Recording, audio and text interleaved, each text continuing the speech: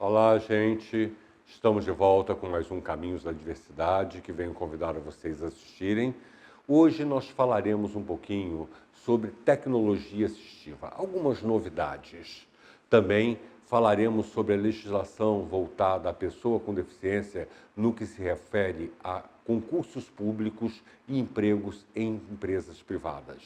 E teremos uma entrevista com Sônia Mendes, que tem um trabalho lindo, maravilhoso na FAETEC de Quintino, com pessoas com deficiência. Está imperdível o programa, conto com a audiência de vocês.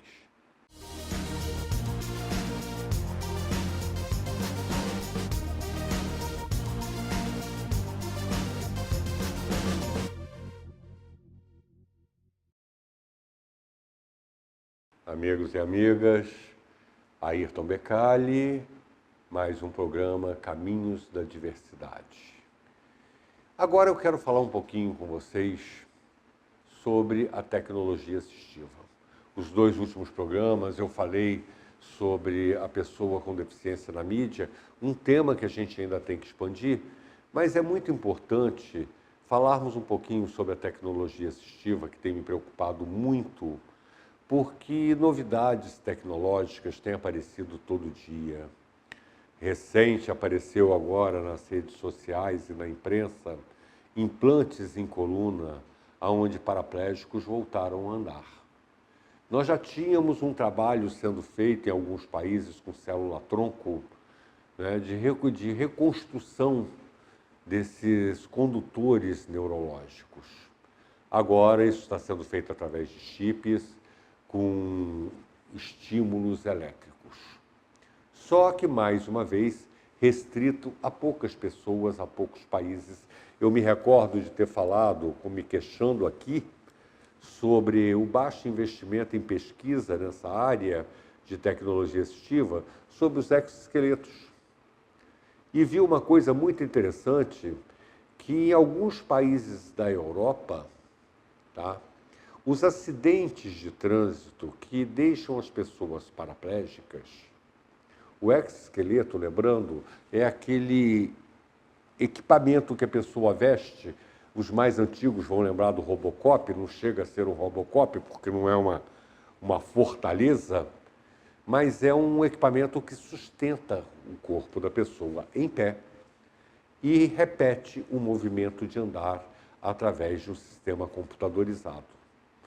Um equipamento caro, que hoje, ao preço do dólar, que passa de R$ 4, estaria em torno de 50, 60 mil reais lá fora, e que os governos lá fora, junto com seguradoras, têm dado esse equipamento a vítimas de acidentes de trânsito e de violência urbana. Enquanto no Brasil sequer conseguimos uma linha de crédito para adquirir um equipamento caríssimo desse, e se conseguíssemos a juros exorbitantes.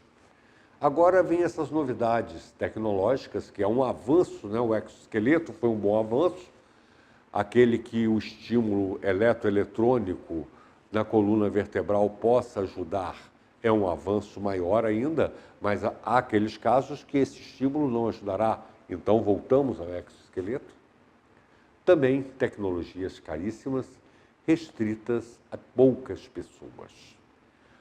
O Brasil, eu já falei, repito, segundo o IBGE, um número que eu gosto de frisar, 46 milhões de pessoas com deficiência. Esse número é contestado. Ele é contestado por várias vertentes, porque a forma que a pesquisa é feita induz a erro. Então, trabalhamos muito com os números da Organização Mundial de Saúde, que tiraria esse patamar de 24,5% da população para 17%. Ainda uma corrente mais cética que diz que não. Esses 17% há deficiências leves incluídas, que moderados e graves seriam 10%. Diminuiu bastante, diminuiu 14%, mais da metade. Mas mesmo assim temos 200 e poucos milhões de habitantes no Brasil.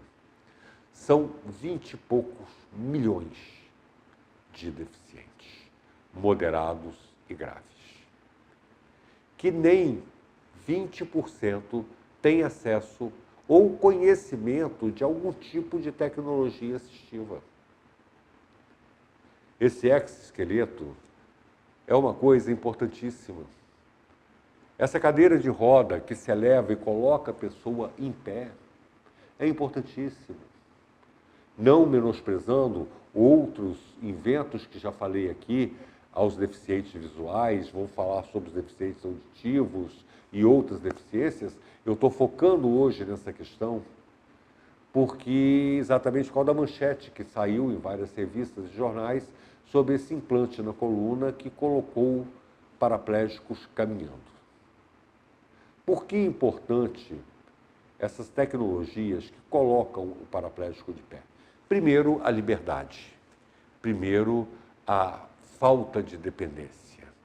Né? Dar mais autonomia, que é um dos objetivos da Lei Brasileira de Inclusão. E é responsabilidade do Estado promover, e nós temos que cobrar do Estado. Por um outro lado, há comprometimentos sérios de coluna, circulação e alguns órgãos, aquelas pessoas que ficam sentadas todo o tempo. As pessoas têm uma mentalidade distorcida sobre a pessoa com deficiência. Eu ouvi uma pessoa falar para uma cadeirante: você pode esperar porque você fica sentado o tempo inteiro. Só que ela não sabe o custo de dor, de circulação e outros problemas mais que acarretam estar sentado todo o tempo, deitado todo o tempo. A novidade é grande, é um passo importantíssimo que a ciência deu com esse implante. E interessante que apareceu de 2 países diferentes, 2 tipos de implantes diferentes ao mesmo tempo. Há um progresso muito grande nessa área, lamentavelmente, fora do Brasil, e a um custo inacessível para 99% dos brasileiros. Faz-se necessário que nós venhamos a ser mais unidos nessa luta. Temos que cobrar dos nossos governantes maior investimento em pesquisa, em ciência, em tecnologia. Temos que cobrar das universidades estar a tecnologia, principalmente nas de engenharia, nas de robótica, a cadeira de tecnologia assistiva, que hoje é quase um tema transversal. Porque nós estamos sendo limitados em nossa vivência plena. E o governo não está fazendo sua parte. Porque uma vez que a Lei Brasileira de Inclusão vem dizer que o governo está obrigado a diminuir as barreiras, a romper com as barreiras para uma vida plena de cidadania, o governo está obrigado a usar de todos os recursos científicos e tecnológicos disponíveis. E eu quero falar com vocês um pouquinho sobre legislação. Aí vão dizer assim, ó, esse cara está enrolando, né? Ele falou que ia dar continuidade ao artigo 1º e 2º da Lei Brasileira de Inclusão e continuou devendo essa conceituação. Mas é que as novidades vão aparecendo, os entrevistados vão chegando. Nós vamos daqui a pouco entrevistar Sônia Mendes, que tem um trabalho maravilhoso de inserção no mercado de trabalho de pessoas pacientes cognitivos. E essa semana, acho que há 2 dias atrás, como no programa passado eu falei que havia saído um decreto regulamentando a questão de cadeiras, da parte de turismo, de tudo, de reservas, né? Me sai essa semana um outro decreto, agora regulamentando a questão das vagas de mercado de trabalho. E isso é uma coisa muito importante.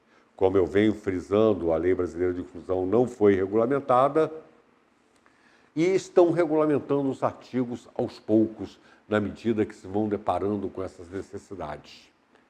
E essa semana, esse decreto regulamentar veio trazer algumas modificações acessíveis, como, por exemplo, a legislação anterior dizia de 5% a 20% de reserva de vagas para pessoas com deficiência em concurso público. É claro que raramente a gente vê alguém colocar mais de 5%. Olha que o governo está obrigado, por força de lei, a promover essa igualdade, diminuir as desigualdades, promover essa inclusão, e o próprio governo bota 5%. É muito raro você chegar em algum local e encontrar 10%. Mas, de qualquer forma, a lei falava de 5% a 10%, a 20%. Agora, o decreto regulamentar, ele vai falar no mínimo de 5% e não fala no máximo. E, juridicamente, nós temos que avaliar como fica isso, porque a lei havia estabelecido um teto, que eu, confesso, preciso até reler o decreto, não vi este teto ali estabelecido. Mas ele foi muito interessante porque na questão das provas, ele foi dizer como essas provas serão aplicadas, em que circunstâncias, vem prever tecnologia assistiva, o que é importantíssimo, vem prever uma série de situações inovadoras. Veio realmente colocar regras nessa inserção da pessoa com deficiência no serviço público através de concurso e também na iniciativa privada. Agora eu vou voltar um pouquinho lá atrás, né, que a promessa tem que ser cumprida. Nós estávamos falando da Lei Brasileira de Inclusão e estávamos falando das deficiências. E começamos a falar da deficiência sensorial. E nós temos mais de um sentido, o que foi muito questionado. Por quê? Porque ele fala deficiente sensorial. É pessoa com deficiência, ele descreve as deficiências cognitiva, física, sensorial, que mediante a um ou mais obstáculos é impedido de ter uma vida plena em sociedade. Bom, e nós temos mais de um sentido. Aí a pessoa diz o seguinte, mas espera aí então, o olfato também é um sentido. Então, eu tenho problema de olfato, eu sou deficiente. Olha só, a Lei Brasileira de Inclusão, ela, quando quis revogar alguma coisa, ela revogou explicitamente. E nós temos lá atrás uma legislação que diz e descreve as deficiências. E quando ela descreve as deficiências sensoriais, ela coloca os tipos de deficiência e o grau. E ela não inclui todos os sentidos. Então, nós temos que estar muito atentos, que dizer assim, a Lei Brasileira de Inclusão tacitamente revogou. Não, não revogou, está em vigor, está valendo o que existia anteriormente. O que ele fez ali naquele artigo foi mudar o conceito de pessoa com deficiência e a sua forma de avaliação, que deixou de ser exclusivamente da ótica médica para a ótica biopsicossocial. Agora, a descrição, a definição das deficiências ainda está em vigor o que estava lá atrás. Inclusive, recentemente, eu acho que há uma semana e pouco, colocaram em pauta, eu não sei nem se foi votado no Rio de Janeiro, que no estado do Rio de Janeiro, a pessoa com visão monocular seria considerada pessoa com deficiência. Por que isso? A pessoa com visão monocular, ela não está agraciada pela legislação antiga como pessoa com deficiência. Dentro daquela gradação que eles deram, eles não abrangeram a pessoa. E houve um grande movimento no passado para que isto fosse inserido.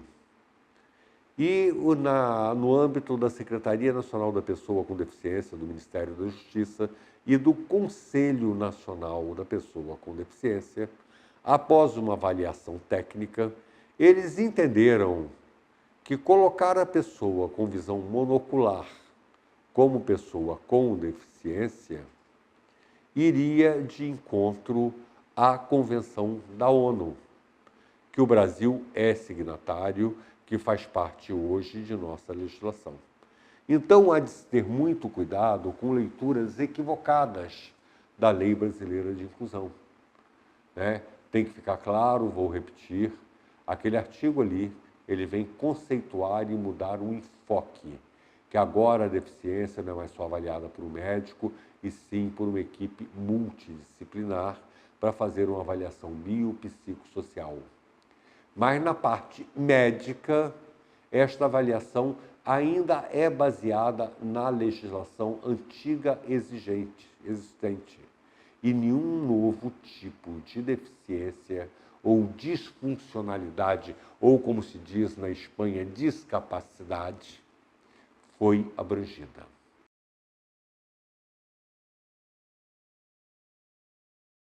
E conforme prometido, estamos aqui com a minha amiga querida Sônia Mendes, pessoa que eu gosto muito, muito admiro. Sônia é mestre em diversidade e inclusão, é da FATEC de Quintino, Rio de Janeiro, e tem um trabalho maravilhoso numa escola lá dentro chamado Favo de Mel. Mas ela não tem só esse trabalho. Sônia está começando um trabalho novo dentro da rede, a Sônia tem um trabalho conjunto dentro da UF, com o nosso entrevistado da semana passada, Dr. Carlos Alberto. Sônia, muito obrigado por ter vindo. Hoje eu vou mudar um pouquinho a minha dinâmica. Normalmente eu faço umas 4, 5 perguntas, né, Sônia? Uhum. Só que hoje eu quero que você fale mais livremente. Eu quero saber do seu trabalho, eu quero saber do seu trabalho junto da UF, né? Eu quero saber, primeiro de tudo, Sônia, como começou a escola Favo de Mel. Quero agradecer a todos essa oportunidade. Eu vejo a relevância desse espaço de se falar do potencial e das funcionalidades das pessoas com deficiência. No caso, eu trabalho, na verdade, a rede FATEC, né? E uma equipe maravilhosa trabalha com pessoas com deficiência intelectual.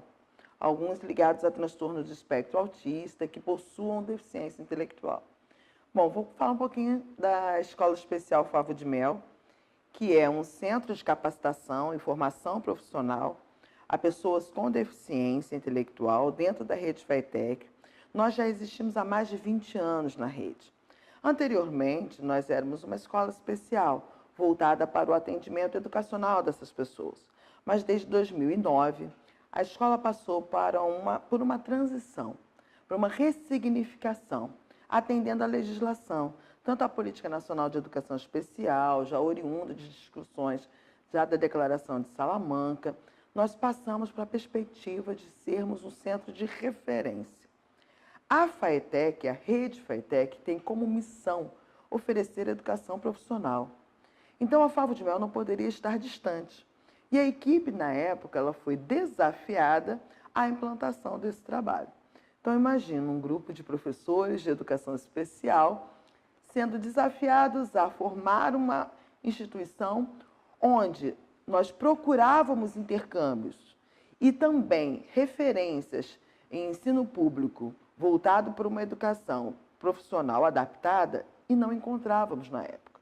Então, nós entendemos, e assim o Estado também entende, que nós temos um trabalho inovador, que é essa implantação, onde cursos profissionalizantes são oferecidos a essas pessoas, cursos onde as matrizes curriculares são adaptadas, já em um diálogo e tendo como base as referências do Ministério do Trabalho, as referências mesmo de códigos voltados para a formação profissional e oferecendo a esse grupo de jovens e adultos, grande parte maiores de 18 anos, onde nós olhamos para esses indivíduos não apenas com suas limitações.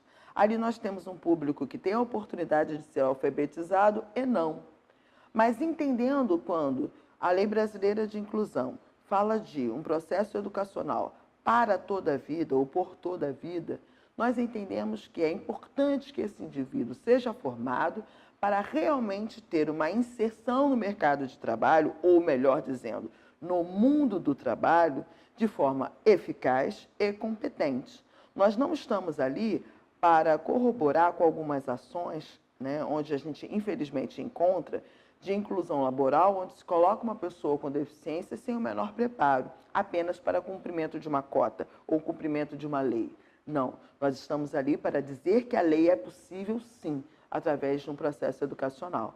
E é lindo ver indivíduos que nunca tiveram a oportunidade de estarem atuando em diferentes campos, tanto dentro da rede FATEC, após o curso deles, após a formação profissional, eles têm a oportunidade de treinar, fazer um treinamento profissional na rede FATEC, como em unidades parceiras, instituições parceiras, como a UERJ, como a SEDAI, como a própria UF, onde recebem esses alunos e aí sim dão essa oportunidade.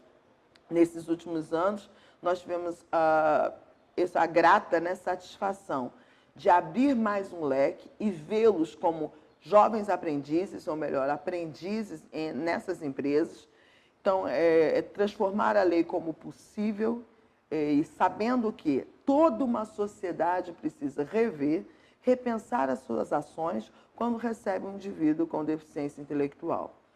Onde nós encontramos também famílias que são ressignificadas, porque no momento em que esse indivíduo se torna uma pessoa economicamente ativa, porque traz recursos para, às vezes, realização de sonhos simples, sabe, Ayrton?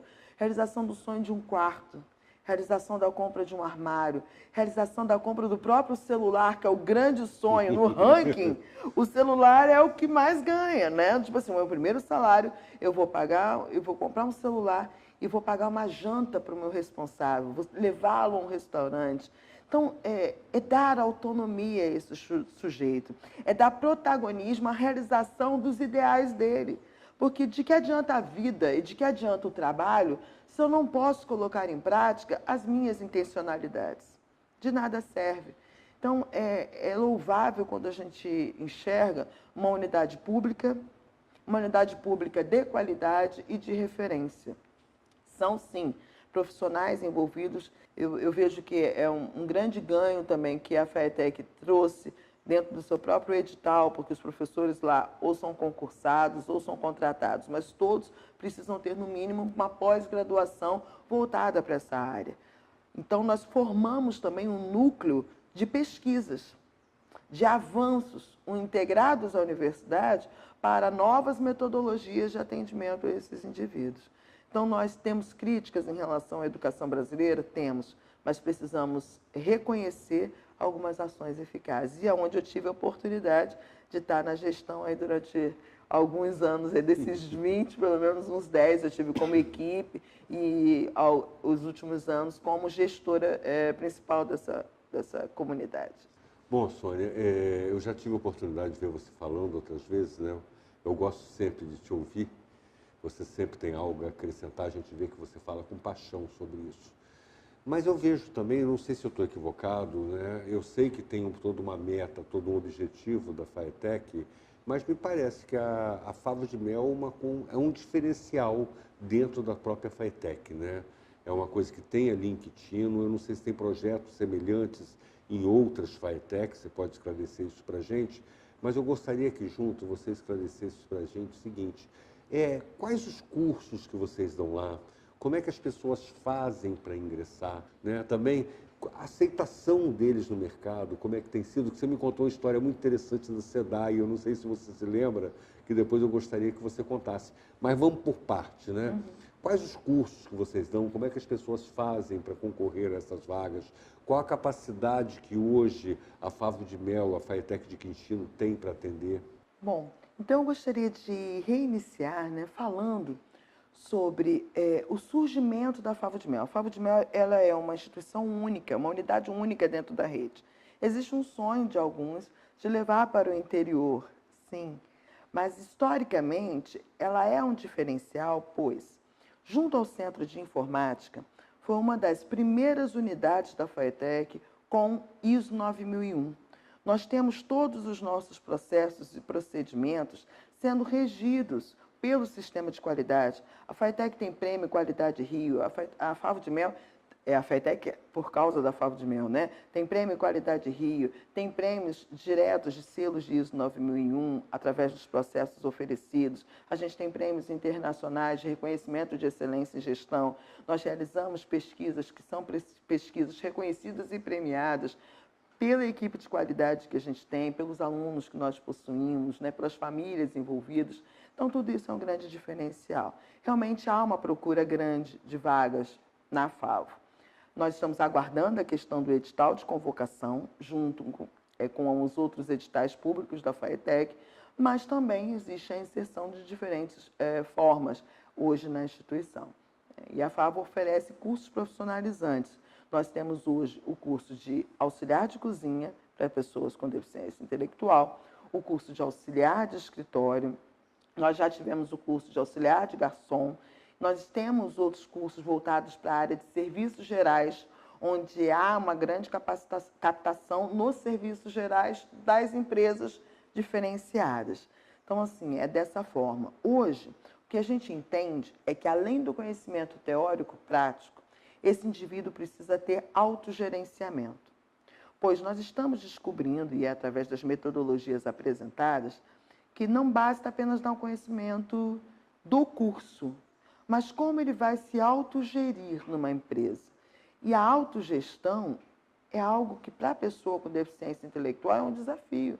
Ele pode saber varrer, ele pode saber cumprir um horário, mas, de repente, ele não sabe normas de liderança, não sabe normas de hierarquia, e ele precisa ter esse conhecimento. Ailton, na verdade dos fatos, nós encontramos pessoas sem deficiência evidente que também hoje precisam de conhecimentos de autogerenciamento, mas estão no mercado de trabalho, né?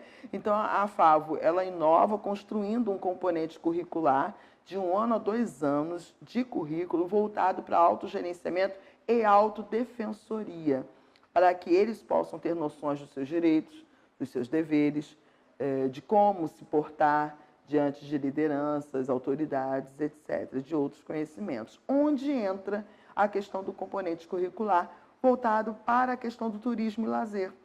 E aí vem a parceria com a Universidade Federal Fluminense, junto ao programa de pesquisas e ao projeto de pesquisas realizado. Através do turismo, esses indivíduos constroem a sua autonomia, constroem a sua independência, que atende às políticas públicas voltadas para essas pessoas, principalmente a questão da LBI, né, que é a Lei Brasileira de Inclusão, de 2015, que já fala hoje da questão do trabalho, da questão do turismo, da questão da autonomia e afim.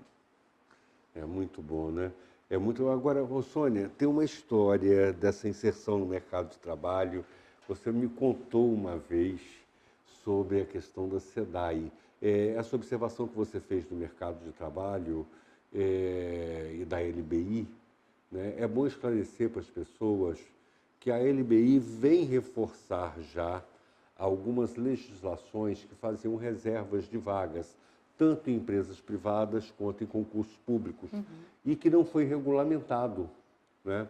E que essa semana saiu um decreto regulamentando de como vai funcionar exatamente, principalmente na área de concurso público, né? Que foi muito interessante as alterações, porque veio a colocar regras, inclusive sobre tecnologia assistiva para as provas, né? Foi um decreto muito interessante, né? Porque, lamentavelmente, a LBI está carecendo de regulamentação ainda. E isso tem sido um fator muito dificultante, né, para a inserção em mercado de trabalho, para a educação inclusiva, para tudo, porque as pessoas não sabem que direção, porque a lei ela é genérica, né? O que vai dizer como funciona é a regulamentação. A questão da inclusão, como é que é a aceitação no ambiente que eles vão trabalhar. Como é que é essa história, Sônia?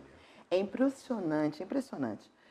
A gente verifica efetivamente que nós estamos fazendo ciência, educação e transformação, não apenas das vidas dos nossos alunos, mas também de todos os colaboradores das empresas onde eles estão inseridos. Então, a história é a seguinte: nossa primeira turma terminou o contrato de aprendiz, que tem determinado tempo, né? E aí eles estavam indo embora. E foi interessante, pois as equipes de trabalho não queriam de jeito nenhum que eles fossem embora. E aí tentaram negociar junto conosco, junto com a própria chefia, mas eles têm que ficar, eles precisam ficar. E os próprios alunos também não queriam ir, mas eles entenderam juntos que aquele tempo de aprendizagem precisava passar. E as equipes se mobilizaram, e hoje já é até uma prática. Eles realizam uma confraternização com vídeos que vão aferindo e vão colocando em prática todo o ganho daqueles indivíduos ali. E não apenas 2 indivíduos. Os membros, os colaboradores dão depoimentos do que a vida profissional e pessoal deles modificou a partir do momento que eles tiveram companheiros com algum tipo de deficiência atuando e trabalhando juntos. Logo, é a transformação de uma sociedade. Em alguns momentos a gente pensa em processos macros, mas a gente precisa entender que a inclusão ela se faz no dia a dia. E essas experiências, quando elas são publicadas, quando elas são compartilhadas, principalmente quando a gente começa a focar nas funcionalidades desses indivíduos, porque as limitações nós já sabemos, existem diversas nas áreas de habilidades acadêmicas, na questão do ir e vir, da autonomia, independência, isso nós já sabemos há anos. O que nós precisamos enfatizar é o que eles são capazes. E eles mostram e nos surpreendem a cada dia. E essas experiências não são só no mundo do trabalho, mas também na área de esporte. Nós temos uma parceria junto às Olimpíadas Especiais que tem sido fantástica. Os nossos alunos, em 2019, estarão indo para Abu Dhabi. Foram classificados, eles estão tendo a oportunidade de jogar num time de basquete, participar dessas Olimpíadas, que depois das Olimpíadas, que são mundiais, são as competições mais famosas lá fora. Aqui a gente não dá um valor tão grande, mas as Olimpíadas Especiais no mundo afora, elas são bem reconhecidas. Imagina um indivíduo jovem, com deficiência intelectual, do subúrbio do estado do Rio de Janeiro, né, da região metropolitana, saindo de onde eles moram para conquistar o mundo, para mostrar suas funcionalidades pelo mundo afora. Então, é uma grande conquista, né, que só se faz quando a gente tem braços com diferentes parceiros. Né, e não apenas na questão dos aprendizes, não apenas na questão dos esportes, mas também no que a gente vem de feedback na inclusão laboral. O nosso índice de pessoas que às vezes param e pensam, né? Mas ele pode ser demitido, mas ele pode não atingir ao que a empresa espera. O que mais a gente tem é um retorno positivo, de que as pessoas com deficiência intelectual ensinam aos outros muito, inclusive regras básicas de comportamento no trabalho, assiduidade, pontualidade, comprometimento, atendimento ao cliente, tudo isso eles estão dando lição para outros. E o número de pessoas que são dispensadas é mínimo e quase nulo. Então, quando a gente fala aí de uma dispensa de trabalho, quando a gente fala de pessoas que estão com dificuldade de colocação profissional, nós estamos falando de pessoas que, quando são colocadas profissionalmente, elas demonstram habilidades e competências, e aí a permanência, que é uma garantia do nosso processo social de inclusão, a permanência ela é efetivada, desde que a empresa esteja disponível a fazer adaptações ou adequações necessárias. Isso é muito interessante, Sônia, porque as pessoas parecem ter medo de admitir a pessoa com deficiência. Eu vi uma pesquisa recente. As empresas não estão cumprindo as cotas e, quando cumprem, currículo para quê? Porque eles não querem saber de currículo, eles querem simplesmente estar ali na folha de pagamento com a pessoa com deficiência para não tomar uma multa do Ministério do Trabalho. E eles acabam se surpreendendo. Hoje se trabalha com múltiplas inteligências, né? E a ideia de passar o deficiente sempre pela ótica médica é uma coisa que eu bato muito, que eu estava conversando com você antes, né? A falta de identificação do deficiente na mídia leva a uma concepção errônea da capacidade, né? Você, quando pega os filmes, ou é um grande drama que o cara viveu porque ficou deficiente, aquela, acho que é Menina de Ouro, né? É uma coisa absurda, porque ela prefere morrer a ficar deficiente. Olha que tragédia, coisa horrível ficar deficiente, né? Eu sou muito bem resolvido com a minha deficiência, eu quero ficar vivo. Ou então é alguém que está fazendo um grande ato para salvar um deficiente, para ajudar, ou é uma grande superação. E no cotidiano da mídia você é excluído. Numa cena corriqueira de praia, de festa, nunca tem um deficiente, em um ambiente de trabalho. O filme versa sobre uma empresa, a novela versa sobre uma empresa.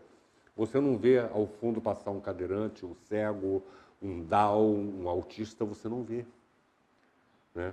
E essa falta de identidade, né, e somente a construção em cima da ótica médica do coitadinho leva a uma impressão errônea que, quando as pessoas passam a conviver, se surpreendem, né? É uma surpresa geral a capacidade. Eu vi uma rede de supermercados na Colômbia que que só contrata autista para reposição de mercadoria, porque diz que eles são precisos e milimétricos na arrumação, ou seja, trabalha com as inteligências preservadas. Né? E é uma coisa que o brasileiro ainda está tendo que aprender. Nós temos algumas iniciativas, nós temos um café em São Paulo que todo mundo é down. Né? Eu sei de algumas padarias também. Quer dizer, a gente já está tendo alguns movimentos nesse sentido, mas isso precisa realmente ser divulgado, esse tipo de trabalho da Favo de Mel. Agora, me diz uma coisa, você me disse hoje que você está com um trabalho maior dentro da rede. O que seria esse trabalho? O que está acontecendo aí de novidade para a gente? O que eu vejo que, assim, a Favo de Mel ela é uma unidade importante, significativa, mas ela não é a única ação da Rede FAETEC em prol da inclusão. O programa de inclusão e todo o paradigma de inclusão já faz parte do próprio estatuto, do próprio regimento da rede.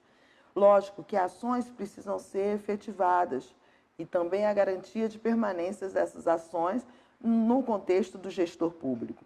Então, dentro de cada diretoria, no caso a minha diretoria, a Diretoria de Educação Básica e Técnica, nós temos um membro da diretoria que olha todas as práticas de inclusão da rede e fica atento para a garantia do acesso e da permanência desses indivíduos.